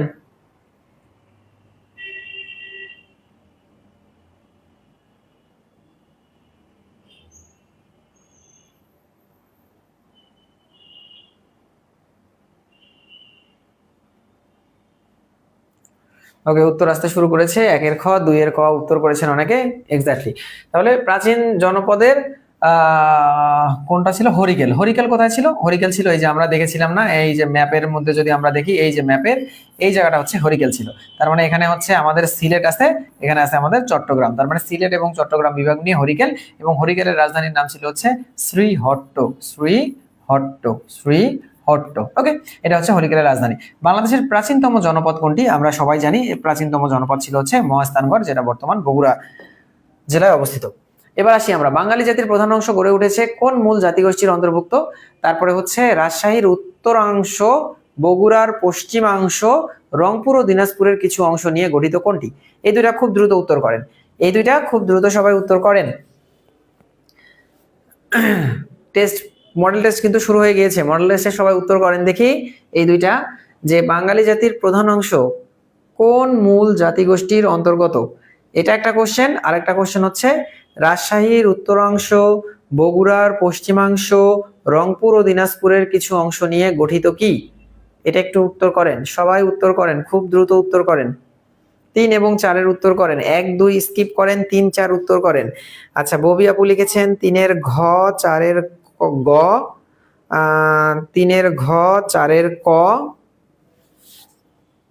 3-এর ঘ, 4-এর ক, দেখি কি কি হয়। 3-এর ঘ, 3-এর খ, 4-এর খ। রেবা আপু বলেছেন 3-এর খ, 4-এর খ। রেবা আপু একটু ভাবতে হবে যে, স্যার আপনার ক্লাস দেখেই কেরিয়ার কিতে ভর্তি হয়েছিলাম, অনেক ভালো বোঝান আপনি। থ্যাংক ইউ জাকি আপু। চলেন, তাহলে বাঙালি জাতির প্রধান অংশ গড়ে উঠেছে, আপনাদের নিশ্চয়ই মনে আছে নিগ্রোদের অনেক দাম বাবা, অতে পড়েছিলাম অস্ট্রিক, অস্ট্রিক থেকে 70% জাতিগোষ্ঠী গড়ে উঠেছে, তাহলে এটা হচ্ছে অস্ট্রিক। এরপর হচ্ছে রাজশাহীর উত্তরাংশ, বগুড়ার পশ্চিমাংশ, রংপুর দিনাজপুরের কিছু অংশ নিয়ে গড়ে উঠেছে আমাদের বরেন্দ্রভূমি। ওকে, তার মানে এটা হচ্ছে বরেন্দ্রভূমি হবে, এবং বরেন্দ্রভূমিটা কিন্তু করতোয়া নদীর পাশেই আর কি, এবং লাল মাটি সমৃদ্ধ একটা জায়গা। এই বরেন্দ্র ভূমিটা কিন্তু লাল মাটি সমৃদ্ধ জায়গা। যদি আসে বাংলাদেশের কোন অঞ্চল লাল মাটি সমৃদ্ধ, তখন আমাদের উত্তর করতে হবে কিন্তু বরেন্দ্র ভূমি। Okay fine. এবার আসেন যে তবগাত ই নাসিরি গ্রন্থটি রচনা করেন কে? তবকাত ই নাসিরি গ্রন্থটি রচনা করেন কে? আরেকটা হচ্ছে চীন দেশীয় ইতিহাসের জনক সুমা কিয়েন কখন ভারতীয় ইতিহাসের গ্রন্থ রচনা করেন?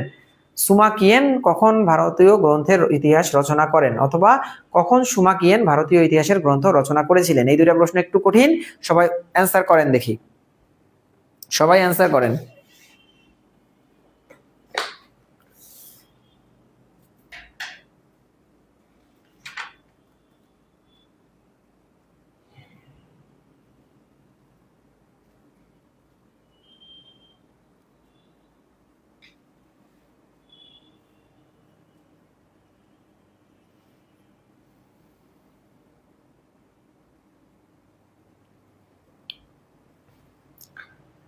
পাঁচের ক, আচ্ছা মিনহাজ উস সিরাজ করেছেন, আচ্ছা ফাইন। আর ছয়ের?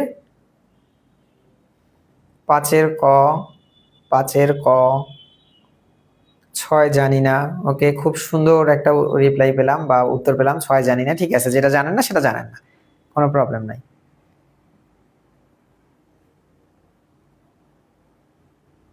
ওকে, তাহলে আমরা এখন একটু দেই। ছয়ের ক দুই একজন দিয়েছেন। ওকে, তাহলে 5 তবকিত, তো তবকাত ই নাসিরি এটা হচ্ছে মিনহাজ উস সিরাজের রচিত একটি গ্রন্থ। যদিও এইটাকে আমার পরবর্তী ক্লাসে রাখা উচিত ছিল, কারণ তবকাত ই নাসিরি যে গ্রন্থ আছে এটাতে মিনহাজ উস সিরাজ যে মুসলমান শাসন আমল, বিভিন্ন সময় তুর্কি শাসন, দিল্লি সালতানাত, এই শাসন মুসলিম শাসন সম্পর্কিত, মুসলিম শাসন এই মুসলিম শাসন সম্পর্কিত কিন্তু ঘটনাগুলো বর্ণনা করেছেন হচ্ছে এই তবকাতি নাসিরি গ্রন্থে। এটা আমাদের পরবর্তী ক্লাসে প্রশ্নটা দেওয়া ছিল, কিন্তু উচিত ছিল, কিন্তু আমার হয়তোবা কম্পিউটার অপারেটর ওটা না বুঝে দিয়ে দিয়েছে। যাই হোক, সমস্যা নাই, তবে আমরা জেনে নেই এটাও মধ্যযুগের ইতিহাস। তবকাতি নাসিরি যে গ্রন্থটা, এটা আসলে মুসলিম শাসন নিয়ে রচিত একটা গ্রন্থ, যেটা রচনা করেছেন মিনহাজ উস সিরাজ।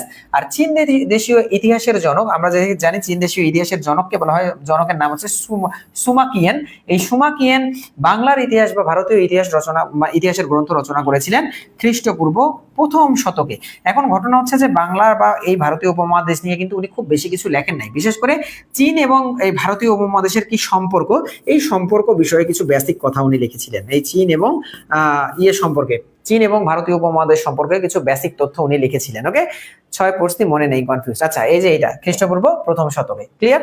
এবার আসি আমরা, রিয়াজ আস সালাতিন এটা কি ধরনের গ্রন্থ? আরেকটা হচ্ছে রাজ তরঙ্গিনী ইতিহাস গ্রন্থের রচয়িতাকে। রিয়াজ আস সালাতিন কি ধরনের গ্রন্থ? রিয়াজ আস সালাতিন কি ধরনের গ্রন্থ? আর হচ্ছে রাজ তরঙ্গিনী ইতিহাস গ্রন্থের রচয়িতাকে। এই দুটো প্রশ্ন উত্তর দেন খুব দ্রুত।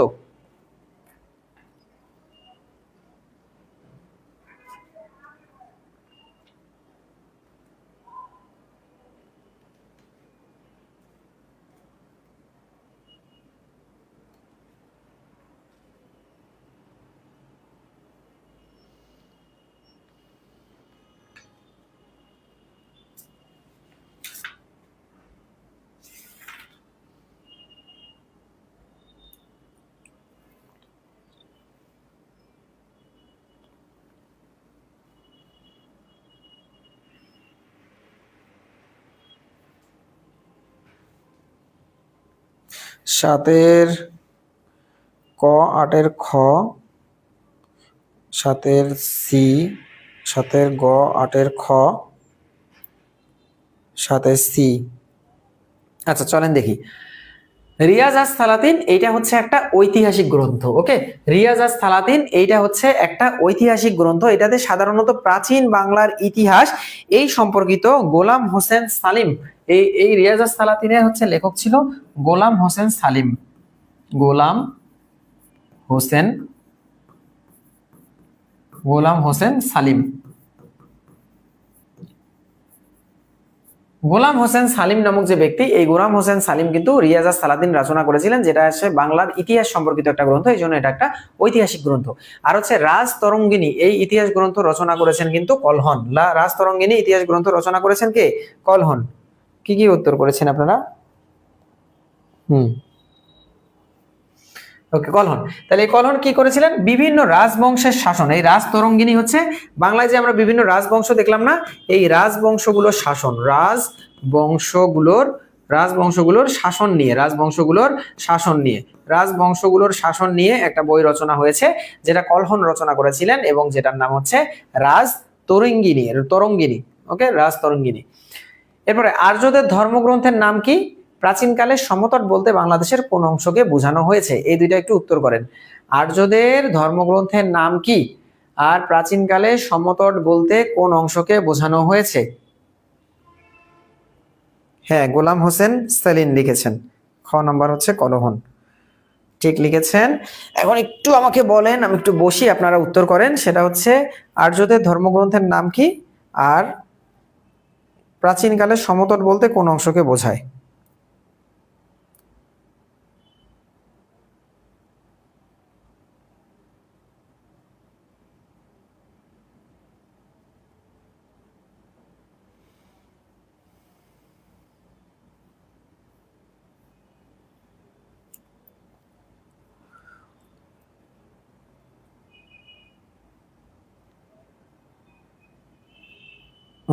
ফরহাদ রেজা ভাই সুন্দর করে লিখে দিয়েছেন, থ্যাংক ইউ ফরহাদ ভাই। অন্তু আপু কমেন্ট করেছেন 9-এর ঘ, 10-এর ঘ। রেজা ভাই লিখেছেন বেদ, কুমিল্লা নোয়াখালী 9-এর 2। ওকে ফাইন, তাহলে ঠিকই আছে আপনাদের সবার। আর্যদের ধর্মগ্রন্থ হচ্ছে বেদ, কারণ আর্যরা ছিল হচ্ছে সনাতন ধর্মাবলম্বী। আর প্রাচীনকালে সমতট বলতে কোন অংশকে বোঝায়? এটা হচ্ছে কুমিল্লা নোয়াখালী, কারণ আমরা ম্যাপ থেকে এটা দেখেছিলাম। এবং এই সমতটের রাজধানী কিন্তু রোহিতগিরি বা বড় কামতা। ওকে, রোহিতগিরি বা বড় কামতা। প্রাচীন বাংলার ইতিহাসে গঙ্গা ও করতোয়া নদীর মধ্যবর্তী অঞ্চলের জনপদকে কি বলা হয়? বাংলাদেশের কোথায় মাটি খুঁড়ে প্রাচীন জনপদ পাওয়া গিয়েছে? এই দুইটা উত্তর করেন। Hydration break 5 minute. Hydration break একবারে ফাইনাল ব্রেক দিয়ে দেবো ভাই, হাইড্রেশন ব্রেক না, 20টা প্রশ্ন সলভ করব,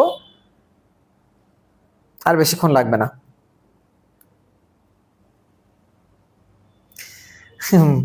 মৃত্তিকা বলিছে এত এত পড়া দেখে মাথা ঘুরে, জানি না এত সব মাথায় রাখবো কি করে। রাখেন মাথায় আপাতত অন্য যে কাউকে বাদ দিয়ে আগে পড়াশোনাটাকে রাখেন মৃত্তিকা আপু।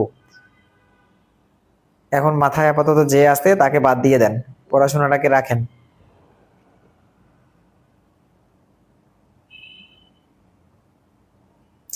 জয়া আপু লিখেছে বড় কামতা। হ্যাঁ জয়া আপু, আপনি তো এগুলো পারার কথা, আমি তো আপনাদের ক্লাসে এগুলো নিয়েছি।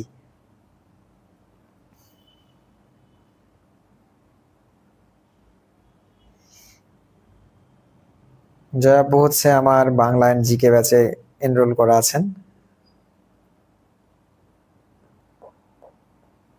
ওকে, এটা উত্তর করতে কেন এতক্ষণ লাগছে? 11 নম্বর কনফিউজড, 12 নম্বরের 1। শারমিন আক্তার লিখেছেন 1-এর ঘ, 2-এর ঘ, তারপরে 11-এর গ, 12-এর ঘ। আচ্ছা হরিকেল বলেছেন না? 11-এর ক, 12-এর গ, 11-এর ডি, 12-এর বি। শৈলকুপা। আচ্ছা চলেন আমরা একটু দেখি। এই যে দেখেন, প্রাচীন ইতিহাসে গঙ্গার করতোয়ার মাঝখানে যে জায়গাটা, এটা হচ্ছে বগুড়া বা হচ্ছে পুন্ড্র। ওকে, আর বাংলাদেশে কোথায় মাটি খুঁড়ে প্রাচীন পাওয়া গেছে, এই যে উয়ারি বটেশ্বরের নাম শুনেছেন না, নাটেশ্বর, এটা হচ্ছে 2500 বছর পূর্বের একটা সভ্যতা পাওয়া গেছে, বা হচ্ছে মাটি খুঁড়ে প্রাচীন জনপদ আবিষ্কার হয়েছে, যে ওখানে কিছু বসত বাড়ি পাওয়া গিয়েছে আর কি মাটি খুঁড়ে। ওকে, এই জন্য এটা হচ্ছে নাটেশ্বর হবে। ওকে, এরপরে আছে দেখি পাহাড়পুরের সোমপুর বিহার বাংলার কোন শাসন আমলের স্থাপত্য কীর্তির নিদর্শন একটা, আর হচ্ছে বাংলায় সেন বংশের শেষ শাসনকর্তা কে ছিলেন, সেন বংশের সর্বশেষ রাজা কে ছিলেন, এই দুটো একটু অ্যান্সার করেন। 13 এবং 14 নাম্বার। আমি কি সুন্দর করে বসে একটু রেস্ট করি। ইস্টাদাবু লিখেছে, পড়েছি আবার ভুলেও গেছি। এক্স্যাক্টলি, এগুলো বারবার পড়লে বারবার ভুলে যায়, কিন্তু তারপরেও কি করতে হয়, পড়তে হয়, বারবার পড়তে পড়তে পড়তে পড়তে একটা সময় আয়ত্তে চলে আসবে। আপনারা একটা জিনিস মাথায় রাখবেন, এরকম ভাববেন না যে যারা মনে করেন ভালো ভালো চাকরি পেয়েছে বা ক্যাডার, ওনাদের একদম ফটোগ্রাফিক ব্রেন, যা পড়ে তাই মনে থাকে। ব্যাপারটা এরকম না, ব্যাপারটা হচ্ছে পড়তে পড়তে পড়তে পড়তেই একটা সময় কিন্তু মানে আয়ত্তে এসে যায়। আর আয়ত্তে আসে মানে এই না যে কেউ 100% নিজের প্রিপারেশন কমপ্লিট করে তারপরে হচ্ছে পরীক্ষা দেয়। নিজের প্রিপারেশন নিজে নিতেই প্রিপারেশন যায় অবস্থায় থাকে, ওই অবস্থায় পরীক্ষা দিয়ে অনেকেই হচ্ছে কোয়ালিফাই করে যায়। যে একটা ক্যাডারকে নিয়ে এসে যদি পরের বার ইয়াতে বসানো যায়, মনে করেন প্রিলিমিনারিতে বসানো যায়, উনি যদি প্র্যাকটিস না করেন, দেখা যাবে যে উনি আবার প্রিলি পাস করতে পারছেন না। বুঝছেন, এই পড়াশোনাগুলো এরকমই, পড়তেই থাকতে হবে, পড়তেই থাকতে হবে। আল্লাহ যখন ভাগে রাখতে একটা না একটা টুক করে চাকরি হয়ে যাবে। তো এত হতাশ হওয়ার আসলে কিছু নাই। তারপরে সোমপুর মহাবিহার কোন আমলে রচিত হয়, আপনারা অ্যান্সার করেছেন 13 এর খ, 14 এর গ, এবং বেশিরভাগ মানুষই একই অ্যান্সার করেছেন, শুধু আজিজুল ভাই 14 এর ঘ লিখেছেন। ওকে, 14 এর ঘ লিখেছেন, খুবই ভালো। 14 এর ঘ, 14 এর গ অনেকে লিখেছেন লক্ষণ সেন, লক্ষণ সেন। ওকে, তাহলে 14 নাম্বারটা বেশিরভাগ মানুষজনে কট খেয়েছেন। দেখেন, সোমপুর মহাবিহার এটা হচ্ছে পাল বংশের শাসন আমলে ধর্মপাল নির্মাণ করেছিলেন, ধর্মপালের সময়। ওকে, ধর্মপাল যে শ্রেষ্ঠ রাজা পাল বংশের, ওনার সময়ে। আর হচ্ছে বাংলায় সেন বংশের শেষ শাসনকর্তা কে ছিলেন, এটা অবশ্যই এবং অবশ্যই হবে কেশব সেন। কারণ আমি একটু আগেও বলেছিলাম যে যদি আসতো শেষ স্বাধীন, শেষ স্বাধীন শাসনকর্তা কে ছিলেন, তাহলে হতো হচ্ছে লক্ষণ সেন, তখন হতো হচ্ছে লক্ষণ সেন। কিন্তু যেহেতু শেষ কথা বলেছে, তার মানে লক্ষণ সেনের পুত্র যে কেশব সেন, এই কেশব সেনই হবে উত্তর। আপনারা যারা আজকের ক্লাসটা মিস হয়ে গেল, ইটস ওকে, পরের ক্লাসটা করে নিয়েন। তাহলে আপনারা যারা ইয়ে করেছেন, গ নাম্বার দাগিয়েছেন লক্ষণ সেন, তারা হালকা করে একটু ধরা খেয়ে গিয়েছেন। পরবর্তীতে মাথায় রাখবেন, যদি এখানে শেষ স্বাধীন কথাটা উল্লেখ থাকে তাহলে হবে হচ্ছে লক্ষণ সেন, যদি স্বাধীন কথাটা না উচ্চারিত হয় তাহলে কেশব সেন। কারণ বললাম লক্ষণ সেন পালিয়ে গিয়েছিলেন, তার দুই পুত্রের মধ্যে একজন পুত্র হচ্ছে 47 বছর পর্যন্ত পরবর্তীতে শাসন করেছিলেন সেন বংশটা। এটাই হচ্ছে আমাদের উত্তর। এবার আসি হচ্ছে মাৎসন্যায় বাংলায় কোন সময়কালকে নির্দেশ করে, সবার পারার কথা। আর রাজাধিরাজ উপাধি বা পদবী কারা গ্রহণ করেন, এটাও আপনার সবার পারা কথা। ওকে, শেষ স্বাধীন রাজা লক্ষণ, শেষ রাজা কেশব সেন। এক্স্যাক্টলি। দীপ্ত ভাইয়া ভোকাবুলারি বইটা অ্যাভেলেবেল, অবশ্যই অ্যাভেলেবেল। প্রিসাইজ জব প্রিপারেশন পেজে মেসেজ দিলেই পেয়ে যাবেন। আচ্ছা, আপনাদেরকে একটু বলে রাখি, আমার একটা নতুন বই বের হয়েছে, যেটা একদম একদম টপ নোচ বই চলছে এখন বাজারের মধ্যে, ভোকাবুলারির জন্য সবাই কিনছে। এটা হচ্ছে প্রিসাইজ প্রিভিয়াস ভোকাবুলারি। অর্থাৎ এই বইটার মধ্যে আমার বাংলা বিরোচন অংশ, অর্থাৎ বাংলায় ধরেন এক কথায় প্রকাশ, সমার্থক শব্দ, বিপরীত শব্দ, বাগধারা, বানান, তারপরে হচ্ছে আপনার যে অন্যান্য অংশগুলো, সমার্থক শব্দ, বিপরীতার্থক শব্দ, আবার হচ্ছে ভোকাবুলারির মধ্যে রয়েছে idiom, phrase, honour, substitution, synonym, antonym, spelling, group verb, তারপরে হচ্ছে আপনার অ্যাপ্রোপ্রিয়েট প্রিপোজিশন। এই জিনিসগুলা কিন্তু হচ্ছে এই বইটার মধ্যে মানে প্রিভিয়াস ইয়ারে যত আসছে সবগুলো এই বইটার মধ্যে 120 দিনের টার্গেটে আমি সাজিয়ে দিয়েছি। অর্থাৎ ডে 1 খুলে কোন টপিক থেকে কতগুলো পড়বেন সব আমি সুন্দর করে কিন্তু এখানে সাজিয়ে দিয়েছি। আপনারা যারা বইটা নিতে ইন্টারেস্টেড, এই বইটা আপনারা কিন্তু আমার প্রিসাইজ জব প্রিপারেশন পেজে মেসেজ দিয়ে নিতে পারেন। খুবই খুবই খুবই চমৎকার একটা বই, এবং যারা নিয়েছে আলহামদুলিল্লাহ কোনো নেগেটিভ রিভিউ আমি পাইনি। দেখেন, আমি আপনাদেরকে দেখাই। এই যে ডে 1-এ কয়টা বাগধারা পড়বেন, বাক্য সংকোচন কয়টা পড়বেন, সমার্থক শব্দ কয়টা পড়বেন, পারিভাষিক শব্দ কয়টা পড়বেন, বানান কয়টা পড়বেন, ইডিয়ম ফ্রেজ কয়টা পড়বেন, স্পেলিং কয়টা পড়বেন, অ্যাপ্রোপ্রিয়েট প্রিপোজিশন কয়টা পড়বেন। তারপরে হচ্ছে এগুলো কিন্তু আমি ভাগ করে দিয়েছি, গুনে গুনে ভাগ করেছি, যে কষ্টটা আপনার করতে হইতো সেই কষ্টটা আমি করে দিয়েছি। এরপরে হচ্ছে এই যে ওয়ার্ড সাবস্টিটিউশন কয়টা পড়বেন, এটা পড়া শেষ হয়ে গেলে আবার সেলফ টেস্ট, অর্থাৎ ডে 1-এ আপনি যা যা পড়লেন সেগুলো নিজের কতটুকু আয়ত্তে আসলো এটা হচ্ছে সেলফ টেস্টের মাধ্যমে দিতে পারবেন। আবার এরকম ভাবে শুধু এইরকম ভাবে ডে 50 থেকে শুরু করে ডে 120, অর্থাৎ একদিনে যদি আপনি একটা করে ডে বা দুইটা করে ডে মানে পড়ে ফেলেন, তাহলে 120 দিন পরে বা 60 দিন পরে আপনার প্রিভিয়াস ইয়ারে যত ভোকাবুলারি এসছে এগুলো সব কিন্তু নিজের আয়ত্তে চলে আসবে। ওকে, তো এটার জন্য আপনারা কিন্তু আমার প্রিসাইজ জব প্রিপারেশন পেজের মধ্যে মেসেজ দিতে পারেন।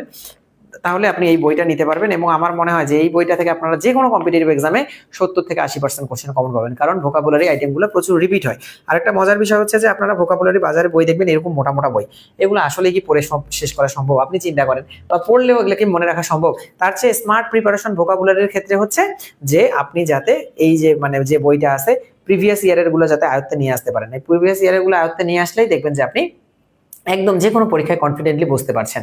আমার নিজের পার্সোনাল ওপিনিয়ন থেকে আমি বলছি সত্যি খুব কার্যকর হবে এটা। আর এই বইটার দাম মাত্র 300 টাকা। যারা যারা নিয়েছেন তারা একটু রিভিউ দিয়েন তো, একজন দুইজন হলেও তো এখানকার নিয়েছেন হয়তোবা, আমার প্রিসাইজ পেজের অনেকেই নিয়েছেন।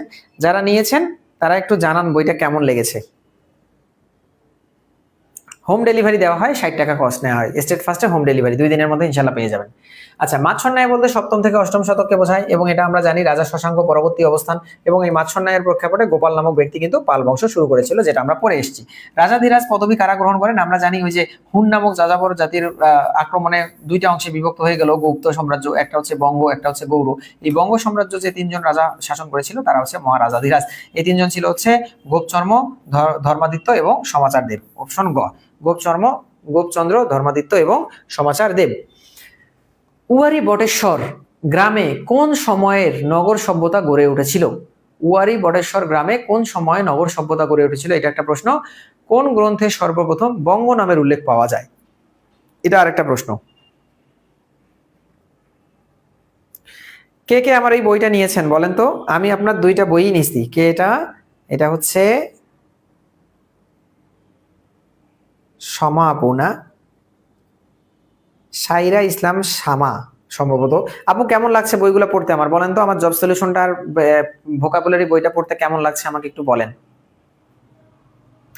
উয়ারি বটেশ্বর গ্রামে কোন সময়ে নগর সভ্যতা গড়ে উঠেছিল? উত্তর করেন। আর যারা বইগুলো পড়েছেন একটু আমাকে জানান যে কেমন লেগেছে আপনাদের বইগুলো।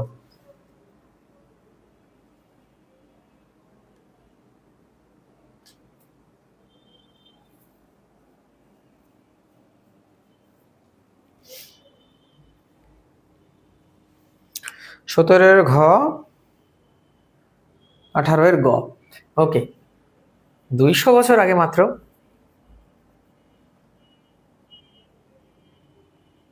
17-এর ঘ, হ্যাঁ 17-এর ঘ নাম্বার।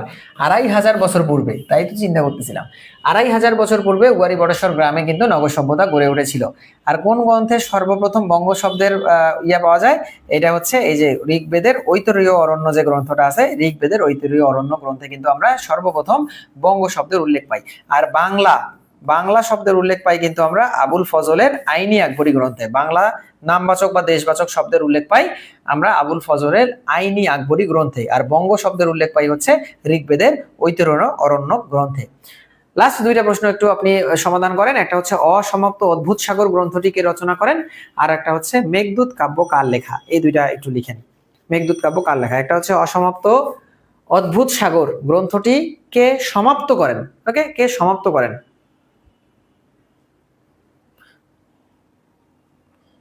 জয়াপু লিখেছে 2টা বই চমৎকার, থ্যাংক ইউ।